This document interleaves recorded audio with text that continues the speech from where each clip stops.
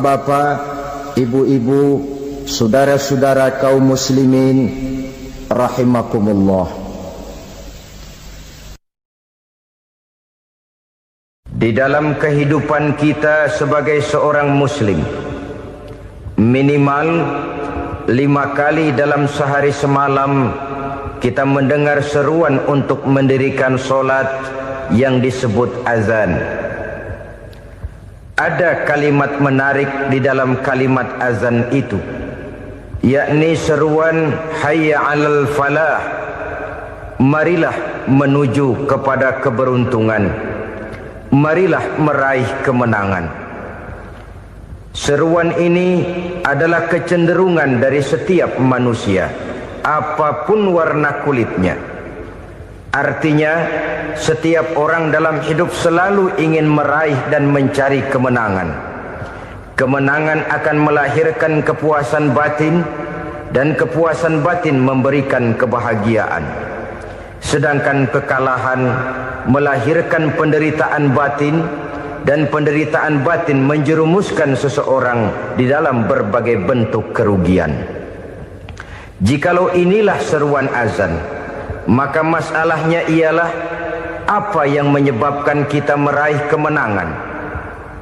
Al-Quranul Karim memberikan tuntunan dan ajaran kepada kita bahwa orang-orang yang memperoleh kemenangan itu tidak lain adalah orang-orang yang bertakwa.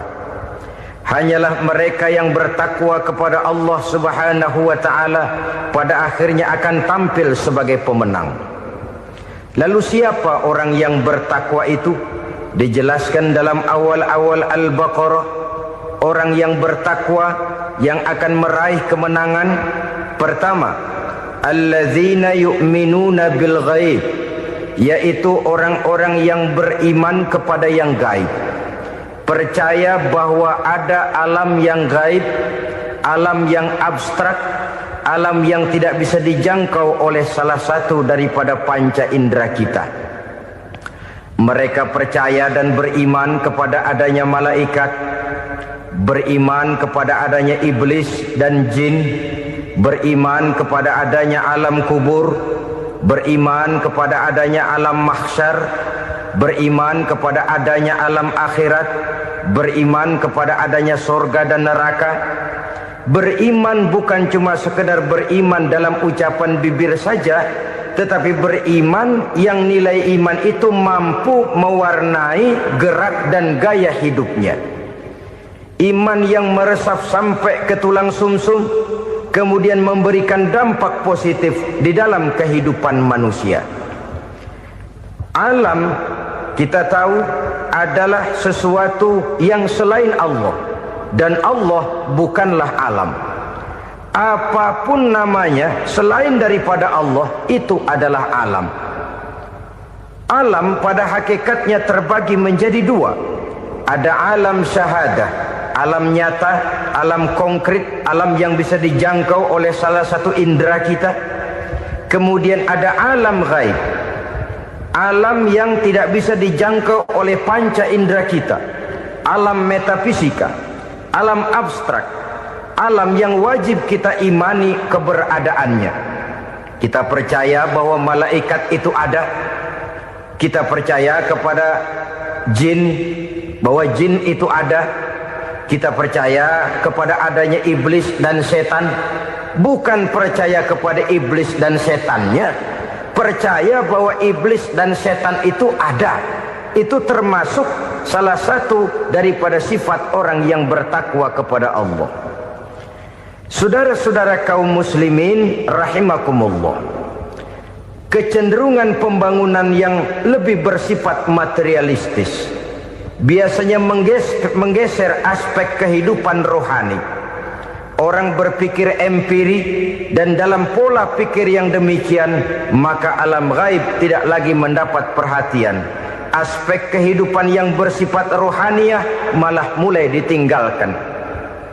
Akibatnya terjadilah kepincangan di dalam kehidupan kita. Pernah ada satu pengalaman pribadi dalam perjalanan kembali ke tanah air. Dalam pesawat di sebelah kanan saya duduklah seorang Jerman namanya Heiner Simonsen. Iseng saya ajak kenalan, saya ajak ngobrol, saya tanya dia. Saya bilang, Mas Heiner ini, kalau pesawat yang kita tumpangi ini jatuh ke bawah, kira-kira apa yang bakal terjadi, Mas? Dia bilang, kita semua akan mati. Begitu? Iya. Oke. Apa itu mati? Tanya saya. Dia bilang, untuk tahu apa itu mati, kita harus tahu lebih dahulu apa itu hidup. Saya pikir nih bule bisa ngomong juga. Baiklah kata saya. Apa hidup menurut Anda itu? Oh, hidup itu dia bilang, kalau seluruh anggota badan kita bekerja secara normal. Paru-paru memompa darah secara normal, jantung berdetak secara normal, sel-sel tubuh bekerja secara fit, dan organisme tubuh hanya mau bekerja secara normal. Dia bilang, kalau kita memberi makan yang cukup, menu yang teratur, dan gizi yang lengkap. Saya bilang, kesimpulannya apa, Ner? Dia jawab, hidup adalah dari tangan ke mulut. Life is from the hand to the mouth, kata dia. Hidup adalah dari tangan ke mulut. Jadi masalah hidup tidak lebih daripada masalah isi perut. Orang pergi pagi, pulang sore, peras keringat, banting tulang, perut yang dibelain. Saya bilang, you are wrong. Sampean salah, Ner. Kamu orang Islam bukan? Bukan. Pantas. Kenapa saya salah? Dia bilang, ya jelas salah. Salahnya di mana? Kamu ini manusia. Kalau hidup cuma dari tangan ke mulut, saya bilang, kambing di kampung saya juga begitu pikirannya, Ner. Itu kambing di kampung saya, asal perutnya kenyang, sudah hidup dia. Perkara besok bagaimana, lusa prospeknya macam mana, bulan depan ada apa, kambing nggak pernah mikir. Di kampung saya kambing juga pikirannya begitu. Kamu Kristen ya? Tadinya. Loh kok tadinya, lalu apa sekarang kamu ini? Dia bilang, sekarang saya netral. Saya tidak beragama, tapi saya percaya kepada Tuhan sebagai pencipta alam. Saya ingat benar dia bilang, I haven't any religious, but I believe to God as the creator of the world. Kenapa bisa netral begitu, Ner? Habis saya bingung katanya. Islam bilang Islam baik, Kristen bilang Kristen baik, Hindu Buddha bilang Hindu Buddha baik, semua agama baik. Saya netral sekalian, nggak beragama. Yang penting saya percaya kepada Tuhan. Saya bilang, Ner, kamu ini kayak orang mau beli celana. Lalu bingung, yang satu bilang Levi's bagus, yang satu bilang Blue Jean hebat, yang satu bilang Wool England hebat. Celana ini hebat, celana itu bagus, celana ini hebat. Semua celana bagus, kamu bingung. Akhirnya netral, tidak pakai celana. Itu juga salah. Saya pikir-pikir, kemudian saya melihat bahwa dua pola berpikir Heiner ini nampaknya sudah mulai menggejala di lingkungan masyarakat bangsa kita. Disadari atau tidak, secara jujur kita harus berkata, dua pola pemikiran Heiner ini mulai berkembang di tengah masyarakat bangsa kita. Pertama, pola pikir materialisme. Hidup adalah dari tangan ke mulut. Masalah hidup tidak lebih masalah isi perut. Itu yang perlu dibela, dan disitulah arti kehidupan. Pergi pagi, pulang sore, peras keringat, banting tulang untuk mempertahankan perut. Kalau sudah kemari cara orang berpikir, maka buat apa percaya kepada yang gaib? Untuk apa sholat? Untuk apa puasa? Untuk apa zakat? Untuk apa menghadiri majelis taklim? Tanpa kepercayaan kepada yang gaib, hidup berjalan menurut alur empiris dan materialis. Kalau sudah ke sana cara orang berpikir, biasanya orang lalu cenderung menghalalkan segala cara.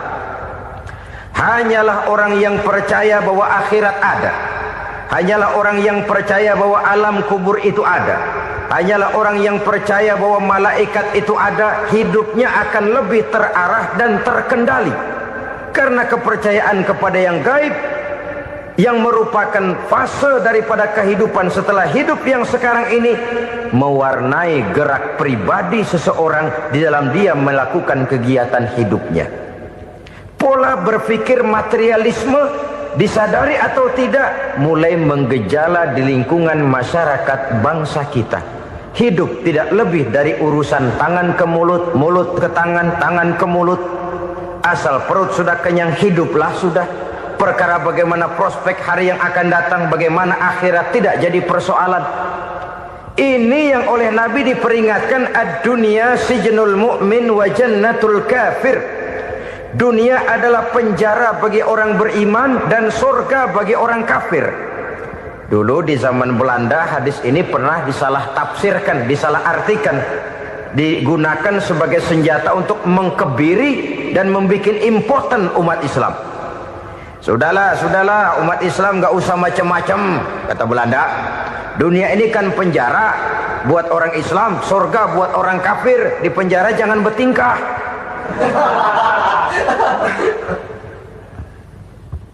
Pengertiannya tidak begitu. Dunia adalah penjara bagi orang mukmin. Artinya dalam kehidupan dunia seorang mukmin tidak bebas memperturutkan hawa nafsunya. Di penjara hawa nafsunya itu. Sebaliknya surga bagi orang-orang kafir. Buat orang kafir surgalah dunia ini. Mereka bebas memperturutkan hawa nafsunya, dilarang tidak terlarang, dicegah pun tidak tercegah. Mereka hidup menurut alur bisikan nafsu mereka sendiri. Kemudian bila ajal datang, maut merenggut nyawa, selesailah surganya sampai di situ. Maka bagi orang-orang yang tidak percaya kepada adanya akhirat, kepada adanya alam gaib, surganya sebatas umurnya. Sekali lagi, surganya sebatas umurnya. Bila umur selesai, ajal pun datang merenggut nyawa, selesailah sudah surganya sampai di situ. Alangkah pendeknya perjalanan orang-orang yang tidak percaya kepada alam gaib ini. Bagi kita mukmin, jikalau kita mampu memenjarakan hawa nafsu, kita bisa bahagia di dunia ini. Dan Islam memang tidak menyuruh kita sengsara di dunia. Raih dunia, kejar dunia, gapai dunia sebagai alat untuk mencapai kebahagiaan di akhirat nanti. Hidup adalah satu perjalanan panjang yang terbentang sejak kita terlahir dari alam rahim sampai kepada alam akhirat nanti. Andai kata kita gagal meraih kebahagiaan di dunia, toh kita masih punya akhirat. Tapi jangan jadi dalil yang melemahkan semangat. Biarin dah kita di dunia kebelangsak, yang penting akhirat.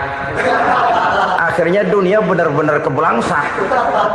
Bagaimana dunia ini bisa kita raih, dan bagaimana meraih dunia untuk menunjang kepentingan akhirat nanti. Yang kedua, dari pikiran Heiner yang saya lihat menggejala di lingkungan masyarakat bangsa kita, timbulnya manusia-manusia netral. Seolah-olah Tuhan yes, agama no. Sama Tuhan percaya, agama ogah. Tuhan ngangguk, giliran agama godeng. Padahal hampir dalam setiap ayat dalam Quran, kata-kata amanu biasanya bergandeng dengan wa amilus sholihat. Iman dan amal soleh. Ini sebagai isyarat Tuhan dan agama jangan pernah dipisah-pisah. Apabila kita bertuhan, maka kita harus beragama. Apabila kita beragama, maka agama itu harus bersumberkan dari Tuhan yang kita imani itu. Tidak mungkin kita pisah, Tuhan yes, agama no. Sama Tuhan percaya tapi agama bikin sendiri. Sembayangnya cukup bengong 2 jam madep ngulon.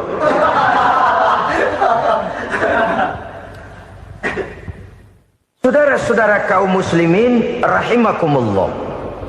Jadi dengan demikian, agama yang kita akui merupakan unsur mutlak di dalam pembangunan sekarang ini, merupakan bagian dari kehidupan yang menuntun kita bahwa di balik alam nyata ini, di balik alam syahadah ini ada alam gaib. Dan mudabbir, murabbi yang mengatur, yang menguasai, yang memelihara, baik dia alam nyata, baik dia alam gaib, tidak lain adalah Allah Subhanahu wa ta'ala. Di sana ada satu super power, satu maha kekuatan yang kita perlu bersandar kepadanya. Sebagai makhluk nyata yang hidup di alam nyata, berbuatlah secara nyata sebagaimana harusnya kita berbuat. Karena Islam jelas bukan agamanya orang pemalas. Islam jelas bukan agamanya orang yang mengajarkan setelah selesai sholat boleh duduk, nggelenggem ayam-ayam, ndelohom, menghitung bintang di langit sambil menunggu keajaiban. Tidak. Islam adalah agama yang mengajarkan apabila sholat sudah selesai kamu kerjakan, bertebaranlah di permukaan bumi, cari karunia Tuhanmu. Jangan hidup berpangku tangan menunggu keajaiban. Karena hidup bukan undian. Jangan berharap untung besar tanpa mau peras keringat. Tapi di sebalik itu toh kita juga harus yakin bahwa di sisi usaha nyata yang kita lakukan ada satu super power, satu maha kekuatan gaib yang menentukan berhasil dan tidaknya usaha kita. Kepercayaan kepada hal semacam inilah yang mendorong kita untuk mempunyai sandaran vertikal, agar jikalau usaha ini berhasil, kita tidak lupa diri dan lupa daratan. Jikalau usaha ini gagal, kita tidak putus asa dan buruk sangka, tidak cupik pandangan dan sempit hati, tapi mampu melihat persoalan dengan kacamata putih sambil husnuzon kepada Allah Subhanahu wa ta'ala. Kita percaya malaikat itu ada. Ada yang namanya Raqib dan Atid, mengawasi gerak hidup kita sampai kepada gerak hati kita. Ini memberikan sugesti agar kita berhati-hati. Tidak sejengkal tanah pun kita bisa berlindung dari pengawasan Raqib dan Atid. Ada Munkar Nakir yang akan menyoal kita di alam kubur. Ada malaikat Malik, penjaga neraka. Ada malaikat Ridwan yang menjaga surga. Kita percaya kepada adanya jin, kita percaya kepada adanya setan, iblis. Percaya kepada adanya, bukan mempercayai si setan, si iblis lalu menjadikannya sebagai teman. Tidak. Percaya bahwa mereka itu ada dan merupakan makhluk Allah yang gaib, yang diciptakan Allah Azza wa Jalla.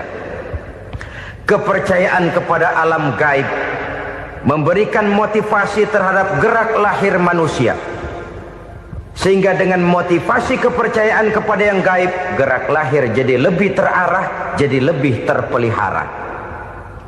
Pernah seseorang bertanya, "Pak, apakah adanya akhirat bisa dibuktikan secara ilmiah?" Saya bilang tidak bisa, tidak bisa. Kenapa? Karena yang berangkat nggak pernah pulang kembali lagi. Kalau dia pulang kemari bisa kita tanya bagaimana enak di sono. Cuma secara moral saya katakan, lebih beruntung orang yang percaya kepada akhirat daripada yang tidak. Sekarang saudara percaya akhirat ada, lalu saudara baik-baik di dunia, sholat, puasa, zakat, menolong orang lain, menebarkan kebajikan. Saudara mati, andai kata akhirat tidak ada, toh dalam hidup saudara sudah berbuat baik. Paling tidak nama saudara akan dikenang sebagai orang baik. Sebaliknya, saudara percaya, kata saya, bahwa akhirat tidak ada, lalu hidup semau-maunya, tenggelam dalam maksiat dan munkarat, menentang Allah, tidak mau ruku dan sujud. Lalu saudara mati, kemudian akhirat ada. Ayo, mau apa? Bekal tidak punya. Jadi secara moral lebih beruntung orang yang percaya kepada adanya akhirat daripada yang tidak percaya. Dan itu alam gaib yang tidak bisa dibuktikan secara eksat. Jangankan untuk membuktikan seperti itu, dalam kehidupan sehari-hari saja yang kita rasakan tidak selalu berbentuk toh. Angin, bagaimana sih bentuknya angin? Kita tidak tahu. Merah, buktinya kalau dikerok merah. Yang merah itu kulit, yang kulit kita bukan anginnya. Sakit, rasa sakit itu ada, tapi bagaimana bentuk sakit kita nggak pernah tahu. Kalau kita makan cabai pedas, bagaimana bentuk pedas itu tidak ada, tapi rasa ada. Bentuk pedas hijau, cabainya bukan pedasnya. Tidak semua yang kita rasakan bisa kita gambarkan dalam bentuk yang konkret. Oleh karena itu, sekali lagi bahwa kepercayaan kepada alam yang gaib mampu memberikan satu sugesti yang menata kehidupan seseorang lebih lurus, lebih terarah, dan lebih terkendali.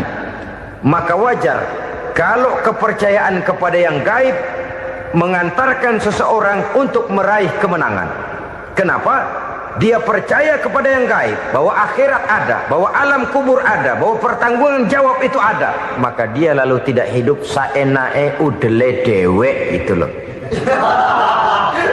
Tidak hidup menurut seleranya sendiri, terarah, teratur. Ini cirinya yang pertama. Orang bertakwa yang akan meraih kemenangan, mereka beriman, mereka percaya kepada yang gaib. Bahkan hal-hal konkret saja selalu berangkat dari yang gaib. Saudara-saudara, para remaja, para pemuda sekarang ini tidak pernah tahu toh siapa yang akan jadi teman hidup saudara. Kita bisa saja ngerancang, mentargetkan, tapi toh akhirnya yang namanya jodoh bukan kekuasaan kita. Rezeki di luar kemampuan kita. Begitu juga ajal, maut, jodoh, ajal adalah contoh-contoh konkret bahwa pada akhirnya yang gaiblah yang menentukan. Bertahun-tahun ngelancong, emang jodoh seret nggak jadi.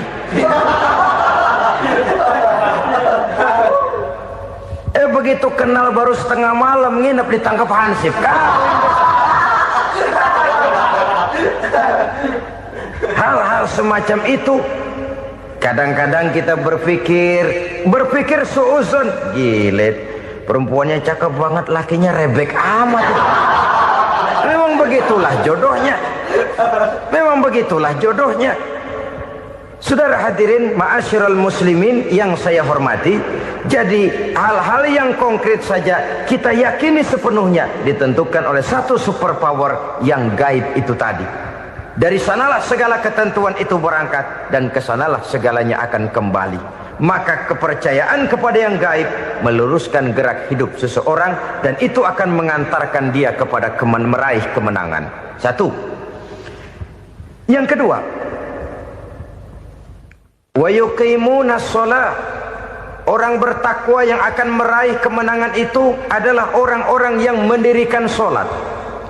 Kenapa sholat mengantarkan orang untuk meraih kemenangan? Yang jelas, inna sholata tanha anil fahsya'i wal munkar. Sholat mampu mencegah manusia dari perbuatan keji dan munkar.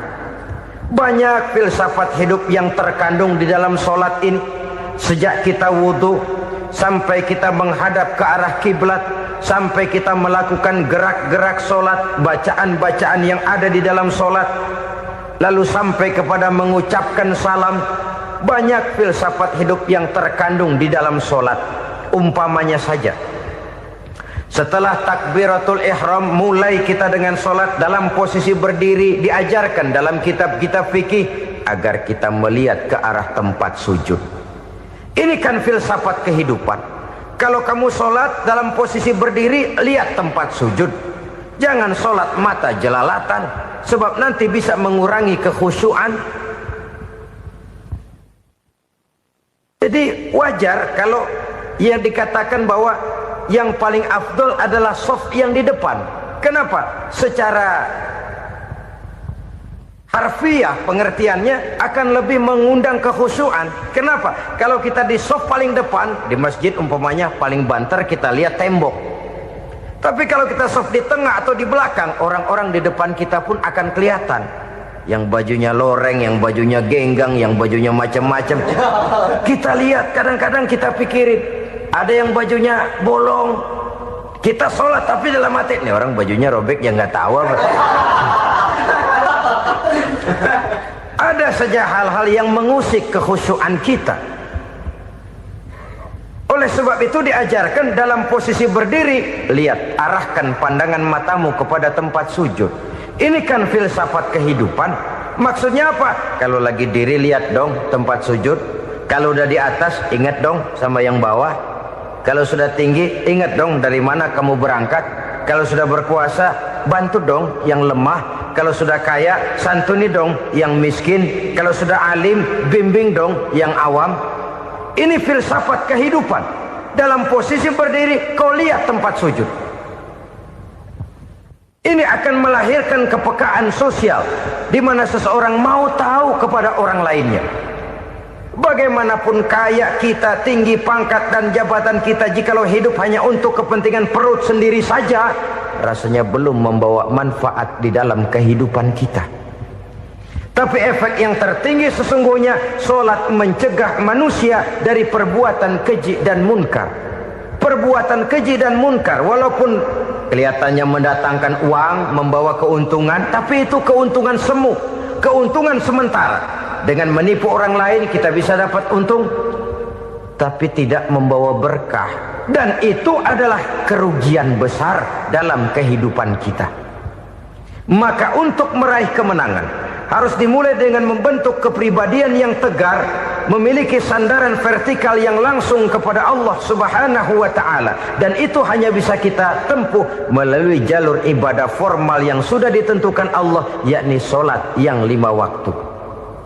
Untuk memperkuat itu ada solat-solat sunnah, rawatib, nawafil sebagai terminal-terminal kontrol cadangan untuk memelihara stabilitas temperatur batin di dalam kita berhubungan dengan zat yang maha gaib, yaitu Allah Subhanahu wa ta'ala.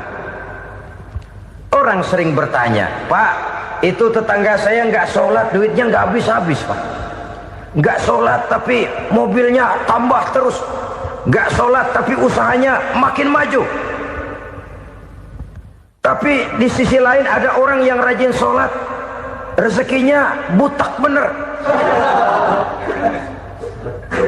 Anaknya mana kurus, mana korengan. Saudara hadirin ma'asyiral muslimin rahimakumullah. Harus saya katakan bahwa solat memang bukan untuk cari duit. Solat adalah sandaran vertikal kita kepada Allah. Sedangkan soal rezeki itu berkaitan dengan sifat Allah maha pengasih dan maha penyayang. Allah maha pengasih, siapapun dikasih kalau mau usaha. Allah maha penyayang, tidak semua orang disayang oleh Allah Azza wa Jalla. Dan belum tentu banyak harta itu merupakan nikmat. Mungkin juga istidraj. Artinya istidraj itu dikasih tapi diambulin, kalau bahasa Betawinya itu.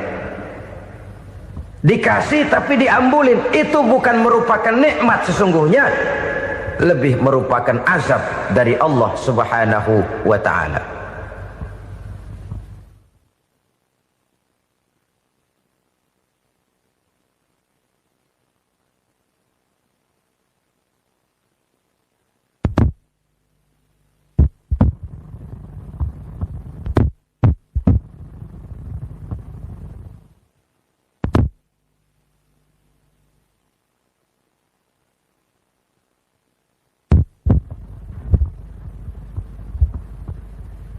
Agama mempunyai sistem solat, dan kita umat Islam telah dituntun oleh Allah Subhanahu wa ta'ala yang wajibnya 5 kali dalam sehari semalam mendirikan solat, dan itu tentu berada dalam jangkauan kemampuan manusia.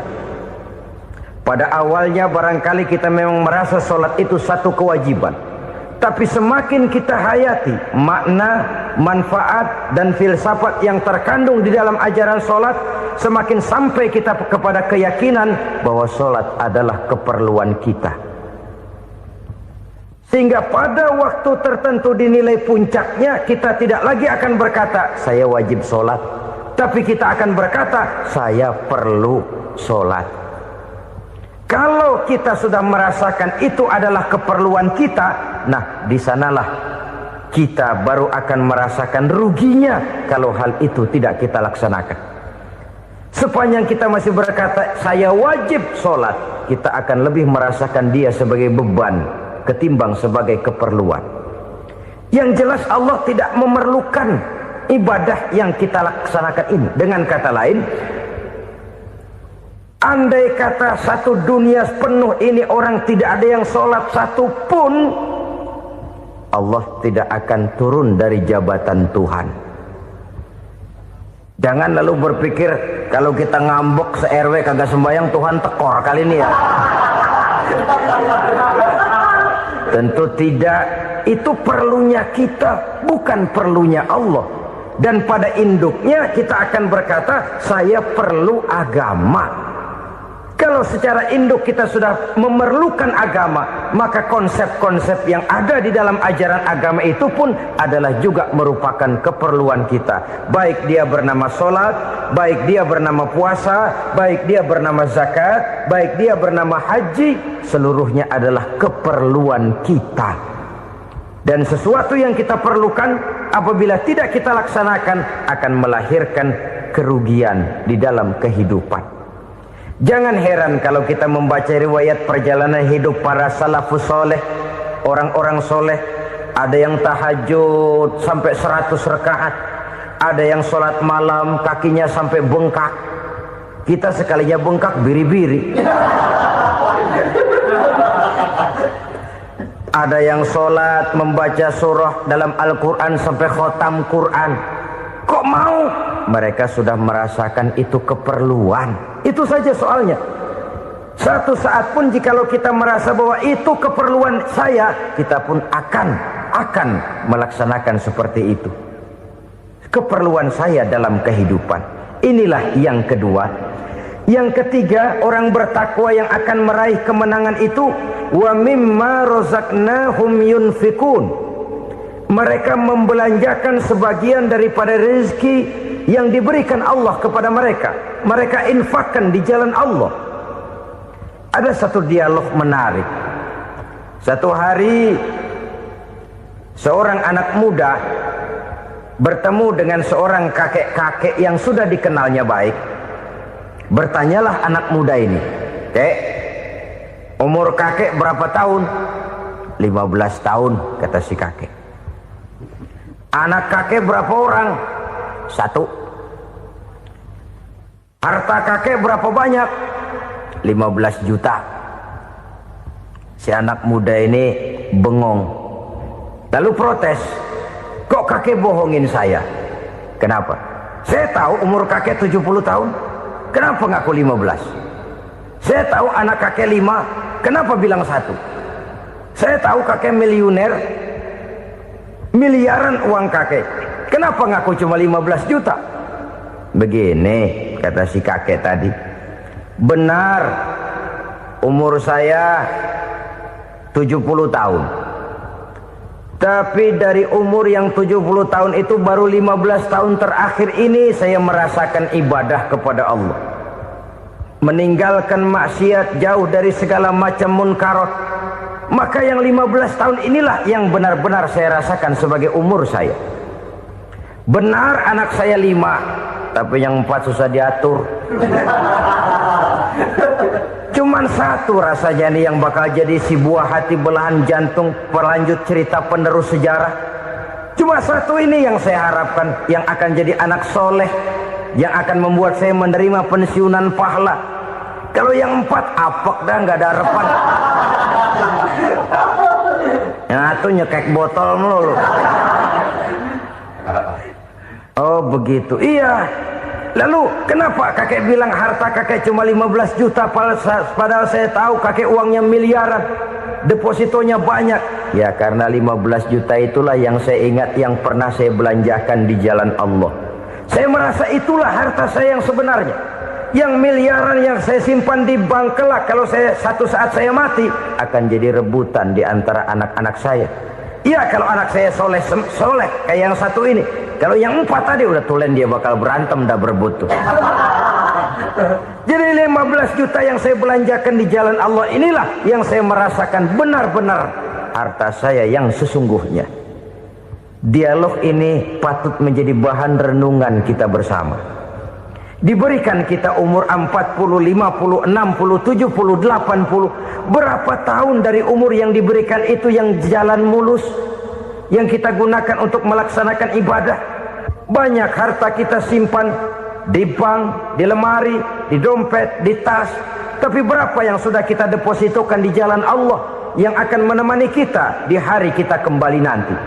Maka orang bertakwa yang akan meraih kemenangan, wa mimma razaqnahum yunfikun, mereka membelanjakan sebagian dari rezeki yang diberikan Allah di jalan Allah subhanahu wa ta'ala.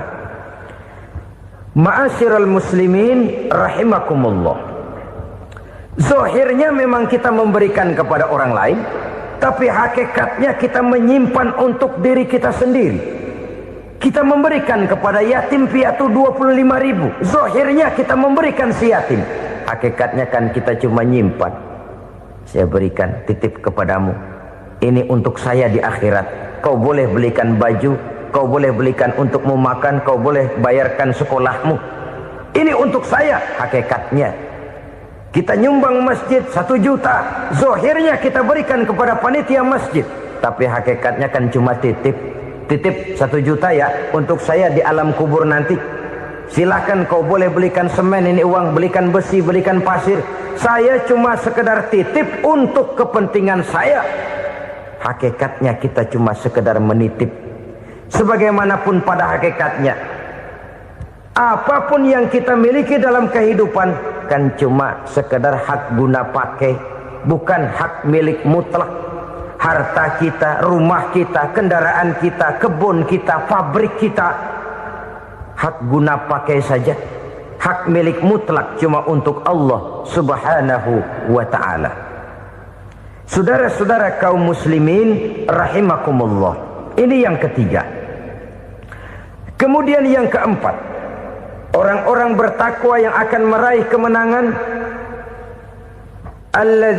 allazina yu'minuna bima unzila ilaika, mereka yang beriman, mereka yang percaya kepada apa yang telah diturunkan kepadamu Muhammad, ay Al-Quran, yakni Al-Quranul Karim.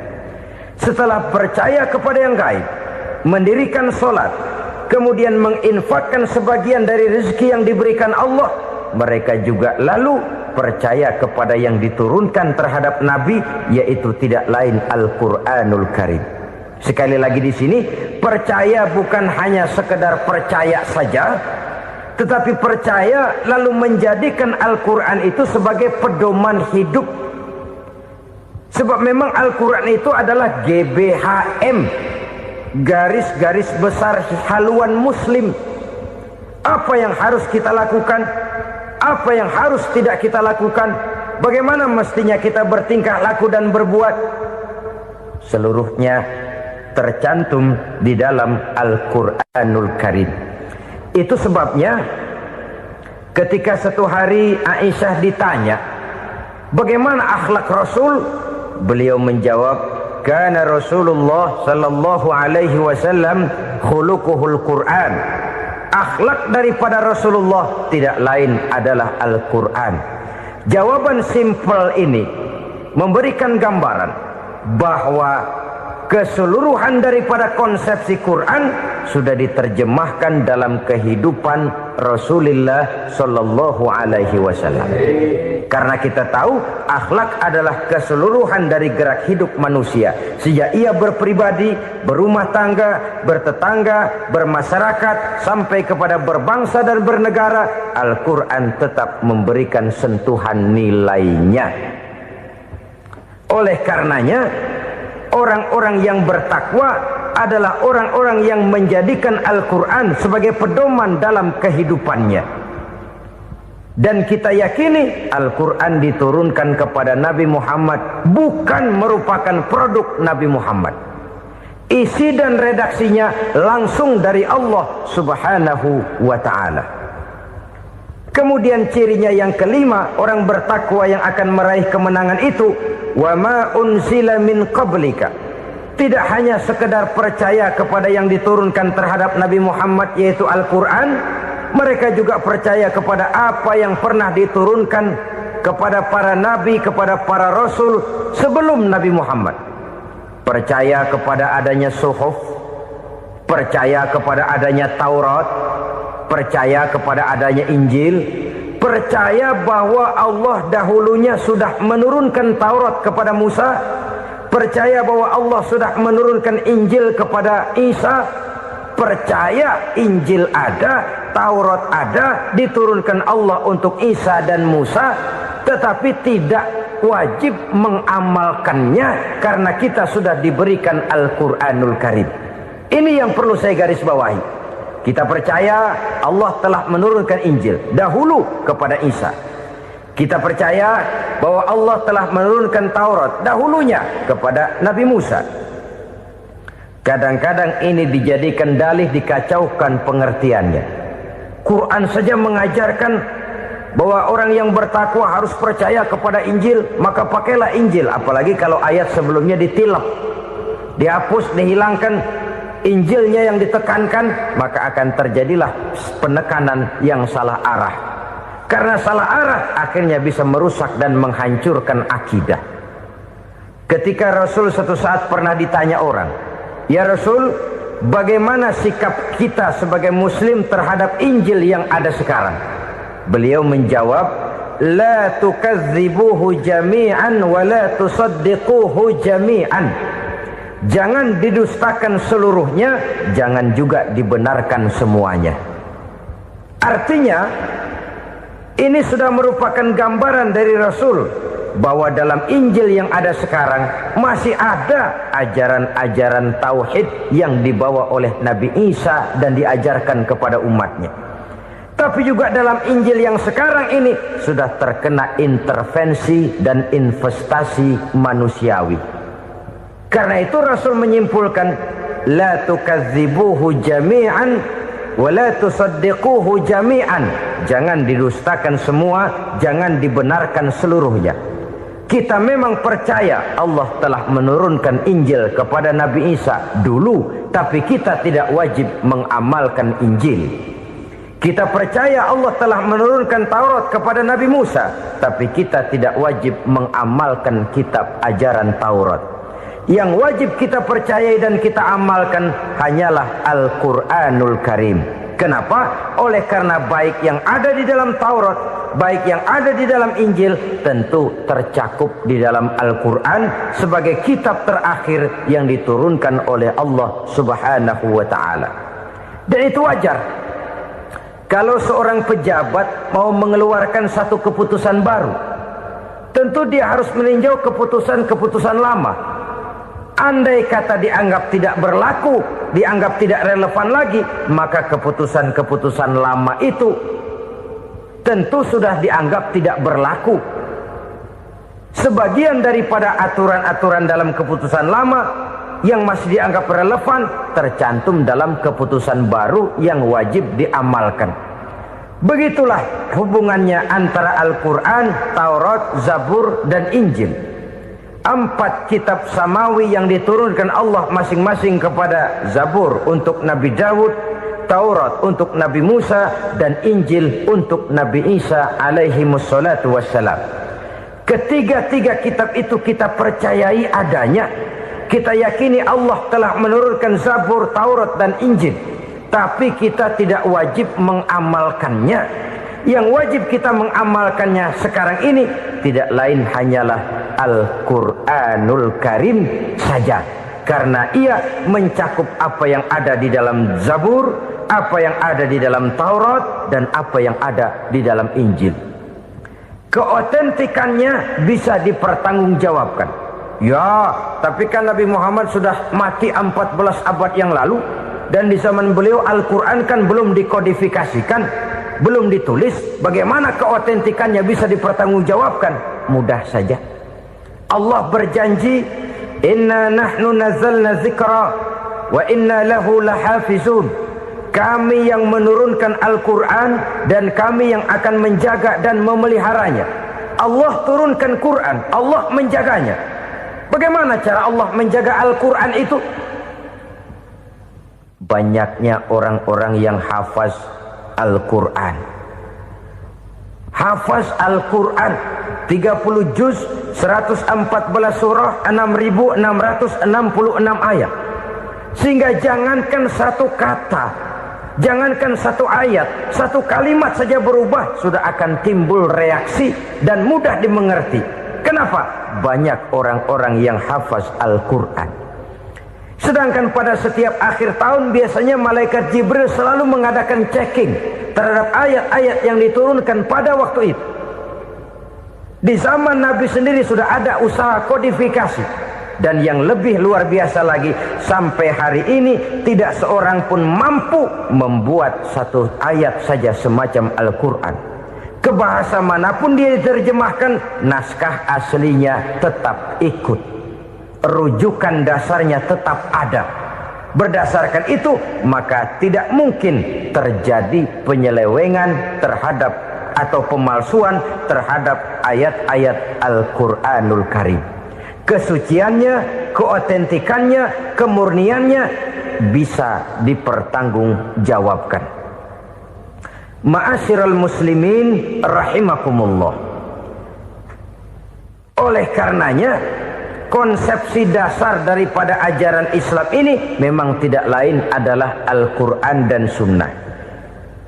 Isi daripada agama Islam yang merupakan iman, Islam dan ihsan, konsepsi dasarnya tidak lain adalah Al-Quran dan Sunnah Rasulullah Sallallahu Alaihi Wasallam.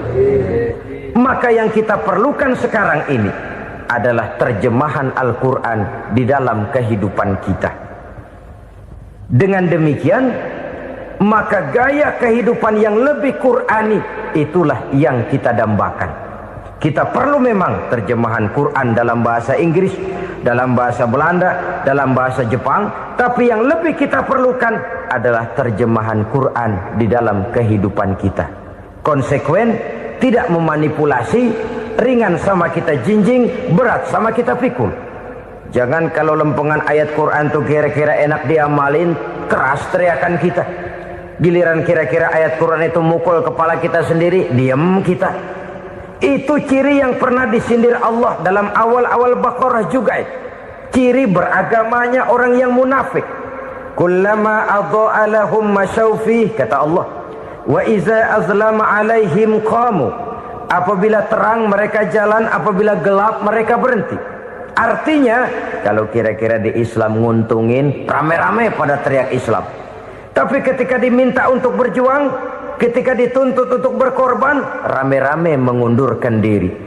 Nasib agama tidak ubahnya seperti daun pisang yang dikait orang di tepi jalan lantaran tak berpayung di ketika hari hujan. Manakala hujan usailah sudah, daun itu pun dicampakkan di tepi jalan, diinjak pula orang nan lalu. Artinya orang menjadikan agama cuma sebagai lipstick, decoration only, tidak konsekuen. Hanya pada saat-saat kelihatannya Islam membawa keuntungan, rame-rame orang teriak-teriak tentang Islam. Tapi jikalau diminta berjuang, jikalau dituntut untuk berkorban, biasanya rame-rame juga mengundurkan diri. Jangan heran kalau mayoritas hitungan kita, tapi minoritas peranan kita. Kuantitas kita dalam jumlah, tapi dalam kualitas kita lebih sering jadi penonton daripada jadi pemain. Padahal itu sangat tidak boleh terjadi. Umat Islam di Indonesia harus bangkit. Umat Islam di Indonesia harus sadar akan keberadaannya. Tidak boleh hanya jadi penonton berpangku tangan. Karena memang agama kita juga mengajarkan untuk konsekuen di dalam menjabarkan ajaran-ajaran daripada agama kita.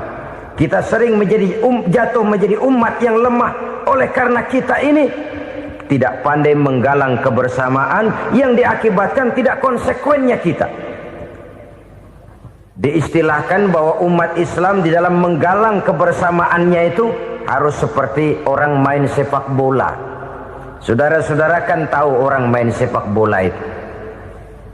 Orang main sepak bola, kalau pertandingan belum dimulai sih silakan saja kumpul di luar lapangan, atur strategi yang baik. Tapi kalau pertandingan sudah dimulai, turun ke lapangan hijau, jangan kumpul terus. Ada sepak bola gotong royong, mundur-mundur rame-rame, depan ke depan kumpul melulu mainnya. Kalah. Orang main sepak bola itu ya harus ada penyerang tengah, harus ada penjaga gawang, harus ada strikernya, harus ada kiri luarnya, kanan dalamnya yang jadi backnya. Posisi boleh bermacam-macam, tapi yang penting saling ngoper untuk menggolkan gawang lawan. Begitulah umat Islam ini. Boleh ada yang jadi pejabat, boleh ada yang jadi pengusaha, boleh ada yang jadi petani, silakan ada yang jadi seniman, ada yang jadi penyair, ada yang jadi artis sekalipun. Tapi kalau sudah berhasil menguasai bola, jangan lupa operannya. Operan itu yang langka. Kita ini muslim kadang-kadang kalau sudah memegang menguasai bola, kalau belum mau mampus, belum mau ngoper.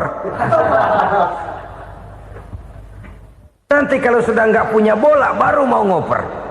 Kalau sudah dengar-dengar mau dekat pensiun, baru mau jihad, baru mau berjuang, baru mau ngurus pesantren. Tanda tangan sudah tidak laku, memo sudah tidak dihargai, baru mau berjuang. Kemarin kemana, Mas? Kita tidak pandai memanfaatkan posisi. Dengan kata lain, kalau kembali kepada persoalan kita, konsekuensi kita terhadap agama yang kita anut ini belum ideal. Kita masih lebih sering berislam ini pada saat-saat yang menurut perhitungan kita membawa keuntungan. Tapi kalau diminta berjuang, dituntut berkorban, yang itu pun hakikatnya adalah untuk kepentingan kita juga. Allah tidak pernah menuntut kita untuk jihad bagi kepentingan Allah, itu tidak. Berjuang menegakkan agama Allah, apakah untuk kepentingan Allah? Tidak. Untuk kepentingan kita. Sebab nilai-nilai jihad itu pada akhirnya akan membawa kita kepada suatu kebahagiaan. Setidaknya kalau tidak di dunia, tentu di akhirat sebagai syahid. Oleh karena itu, pada bagian akhir ini saya ingin mengajak, marilah kita konsekuen. Sekali kita berkitabkan Al-Quranul Karim, mari dia kita jadikan pedoman. Jangan cuma kita jadikan sebagai penghias dinding, pelengkap rumah, bahwa di rumah kita ada Al-Quran, tapi yang baca kecoa. Habis pada bolong tuh Quran. Yang penting kan punya Quran. Ditaruh di pintu rumah. Biar apa? Biar kuntilanak kagak masuk katanya. Ya, apa itu nasib Quran? Cuma kerjanya jaga pintu, ngusir kuntilanak, ngusir memedi.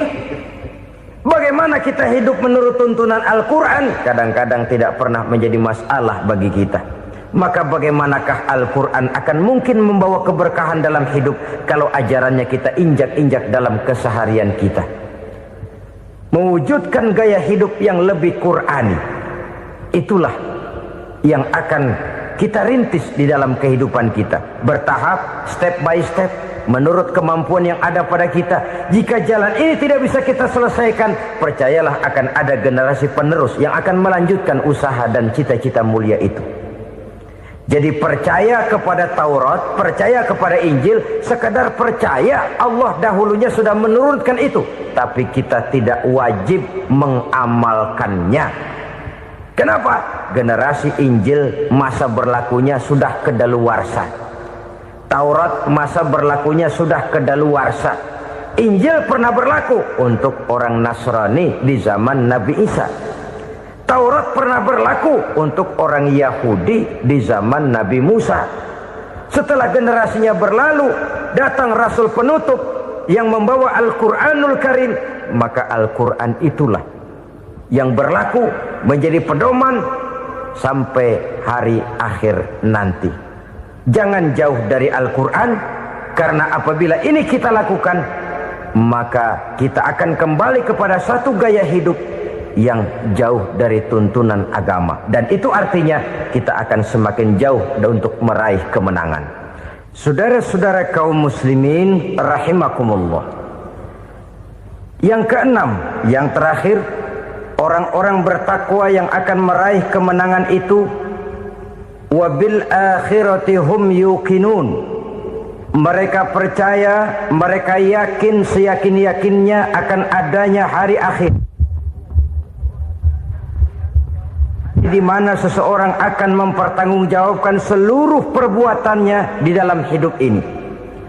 Dan tidak ada satu perbuatan yang bagaimana kecilnya sekalipun yang tersembunyi dalam pandangan manusia yang tidak akan dibukakan persoalannya di mahkamah Qadi Rabbul Jalil di akhirat nanti. Itulah sebabnya maka percaya kepada akhirat disebut secara khusus.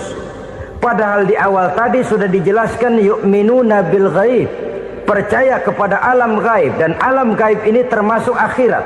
Kenapa pada bagian akhir disebut lagi akhirat?